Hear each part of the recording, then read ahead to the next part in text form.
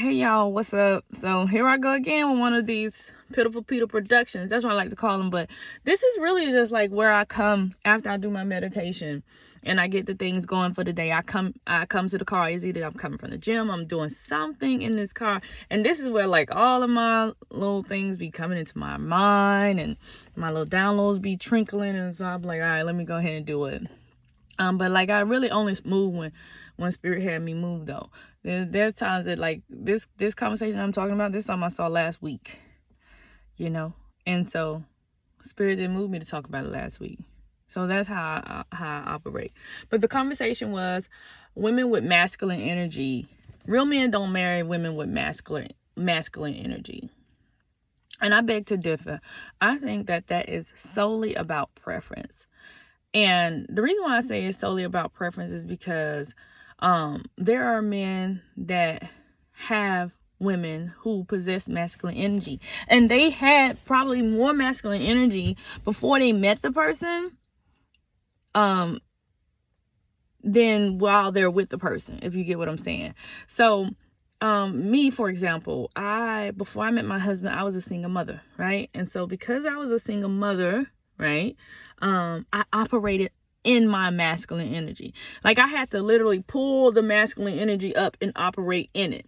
But that's not to say that the masculine energy wasn't always there, because here I am. I'm always been a tomboy. I was raised around a mostly male family. So like I have more brothers than sisters. I have more uncles than aunts. And my mom, she had only brothers.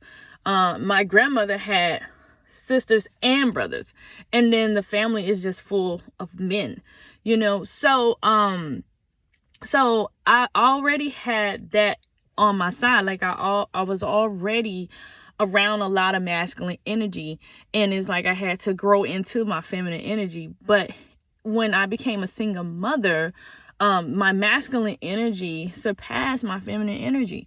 And that was because I had to go into survival mode. I had to go into a protective mode, because here I am, a single mother. I'm in the military. I have a child, right? And so because I have this child, I have to make all of the decisions as this child's provider. I have to make all of the decisions as this child's nurturer. I have to make all of this decisions for this child when it comes to protecting this child. So not anyone can come into my vortex, because I have this child and I am the mother and the protector and the provider of this child, right? And so because I was the protector and the mother and all of that for the child, I was the everything for the child, I had to possess this masculine energy.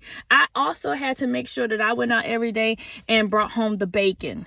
And when I brought home the bacon, I had to come home and be the mother, and then go back and bring home the bacon again. So you best believe there was nobody coming up in my situation that could not come with the same, or if not more than me.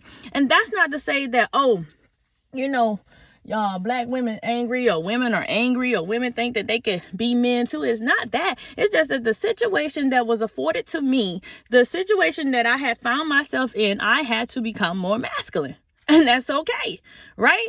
And sometimes we get in situations to where we have to become more masculine. All right. Sometimes there are people in our life that are not masculine, and so you have to be that person. And sometimes there are people in our lives that will come in and do everything it is that will make you feel good enough, right? To, lessen the masculine, decrease the masculine energy. But that's not always the case for most women. But to say us claim that masculine women do not get married by real men. Oh, I'm married, and it's by a real man. So here's what happened. So I had a lot of this masculine energy going on in me, right? And because I had all of this masculine energy going on in me, guess what? I hung with the guys. I did what the guys did, right? And so that was just the norm for me, but I still like to hang with females too. Don't get me wrong. I still like to hang with females too, but I mostly hung with the males, because in order to operate in an energy, you have to know what the energy looks like, because not every person is afforded the opportunity to have a father to show them what real masculine energy looks like, what being in this position looks like. What do you have to do in this position? Not everyone is afforded the opportunity, because a lot of people out here do not have their male counterparts in their life, the fathers in their life, you know, and others aren't fortunate enough to have a role model to consider a father, right? So my biological father wasn't in my life, but I would see my stepdad and how he operated and things like that. And then I hung around a lot of males that had their lives together. You don't want to hang around no dusties. Had their lives together, and I saw how they operated and how they focused a lot of their stuff, you know, based off of logic, and how they did a lot of things based off logic rather than based on how they feel. So I began to develop that. And so because I had masculine energy in me, I had to continue to cultivate it and develop it in order for it to show up, in order for me and my little one to survive. So when I met my husband, we were friends, right? And because we were friends, he used to see how, assertive I was, like a lot of times. And so sometimes he'll see me doing things. He'll be like, why you so stressed out about this? Because I would get, like, if I had to make a big decision, I'm talking about a big decision, I would get literally stressed out. I would get so stressed out, and it would give me like anxiety and panic attacks, because I'm like, oh my goodness, I don't want to do it and it be the wrong thing, right? So he was like, why do you get so stressed out when you're doing da-da-da? I told him, I looked at him and I said, hey, because I can't afford to make a mistake.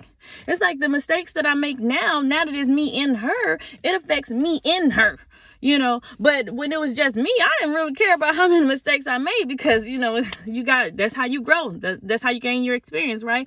But because it was me and her, I had anxiety every time it came for me to make a decision that was based off of like a major life change, right? And so I would panic, and so after we were friends for a while and we began to date, I would notice things that he would, he chose to do for me. Like sometimes he would like help me out in certain aspects, And so when he began to help me out, guess what happened? Guess what happened, y'all? Because this is how you got to know when to transition that masculine energy and come back into and rest in your femininity. All right. This is when you began to do that. Right. So guess what happened? Once the more that he began to do, the more that I was like, you know what? I don't have to, be so much like this, because he's willing to assist me. He's willing to assist me. Right. And so the more that we dated and the more that he began to show up in his masculine energy, yet understanding the feminine energy, because that is important too. That is important too, because he understood the feminine energy, but he showed up in his masculine energy. So guess what I had to do?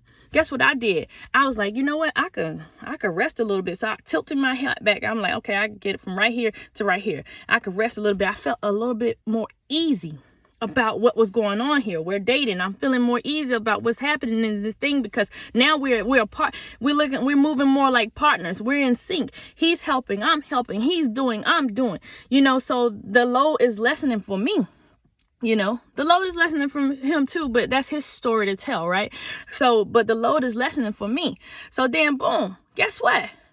The more that we operated like that, I began to pull my hat back a little bit more. I'm like, now a lot of the worry is coming down. A lot of the insecurities are coming down. The insecurities that I had around security, because the insecurity was not about my looks or anything like that. It was about my foundation and what I was creating for my child, right? So guess what? Now, the more that we did this, we continue in this partnership, and then we got married.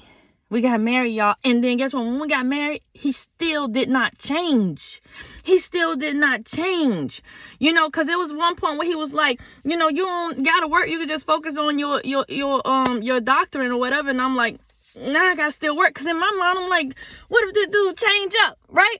What if he change up? Then I gotta go back to the masculine. And I wasn't speaking ill will, but I'm thinking I'm only operating in the masculine because I was left with a responsibility. I participated in the creation of something, and now I'm fully responsible for this something that I have responsibility in. But I'm 100% responsible for it, right? And so now I'm like, what if this dude do this? So I'm still working and doing things like that. I ain't worried about entrepreneurship and none of that right now. I got to build this foundation. You see what I'm saying? But then the longer we stay married, the more I realize, I'm like, dang, this dude ain't changing. This dude did not come with that representative. So guess what I did? I transitioned. I was like, you know what? I can take this masculine hat off. I can still hold the energy here, but I don't have to wear the hat so proudly no more. I don't have to wear it so proudly no more, because you know who wears it? He does. And he wears it very well. So I can now rest in my divine femininity because he allowed me the opportunity to be able to rest. He allowed that. He came in, he operated in his energy. He did what it was that he is expected to do. And I feel okay with how he is. I feel good with how he's doing what he's doing. So now I can say, whew, now I don't gotta be hard. Now I don't gotta be strong. Now I don't gotta be the mama and the daddy. You see what I'm saying? So masculine women do get married. We do get married. But we just ain't gonna get married to no feminine. You know. It gotta be somebody that's more masculine than us that's gonna be able to come in and do what they gotta do. But not only just come in and be masculine, understand the feminine energy to the degree where the feminine energy can rest. But feminine energy, masculine, feminine women, we have to know when to transition. We have to see the effort that this entity is making in our lives, and we have to know when to transition, because then you will remain single. So I ain't saying like go out there and put your guard down on every Tom, Dick, and Harry that you meet. I'm saying that when it is rightfully the one, and you see this entity is making an effort, it is okay to take this particular hat off. Always keep it in your tool bag, but take this particular hat off and then bring out the other joint. You know, the one that he really likes, the feminine, all of that he really likes. It's okay to transition, because I guarantee you that if something were to take place where my husband needed me to operate in the masculine energy, I will, and I can. You understand what I'm saying? There are times where things with the business have to happen and my husband is unavailable. Then I have to operate in the masculine. But he knows that I could do that.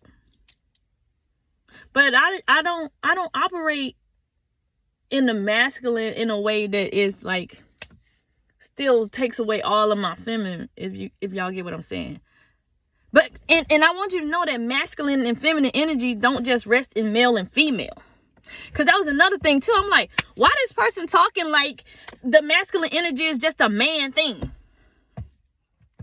I mean, it is, I guess you could say that, but if we all energy, then no. It could be in anybody. Masculine and feminine energy can be in anybody.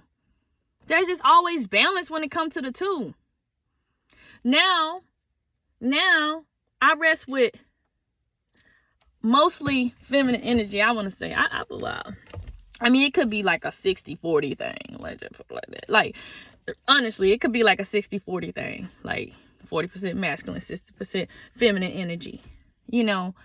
But that's all I'm saying, y'all. We have to know when to transition from that masculine energy too. But circumstances made many of us masculine. Now, I ain't got none all them other toxic people. Like, I ain't speaking for toxic people. I ain't talking about them, y'all, because y'all already know, because I ain't giving no toxic people no excuse to remain toxic. That's not what I'm doing, because I know some of y'all take that. See, this is what Peter said. No, fix yourself, heal your root chakra, do all that first.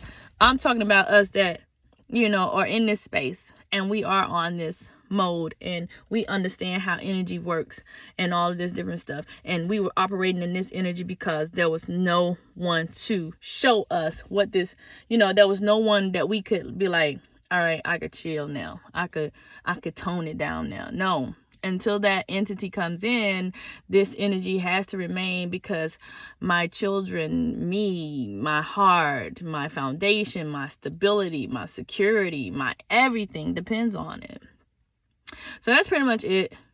I just wanted to come on here and, do a topic like this because, I want people to understand that when it comes to all of this, I don't have a favorite team. I'm not team girl. I'm not team boy. I'm not team man. I'm not team woman. I'm team what I believe to be right.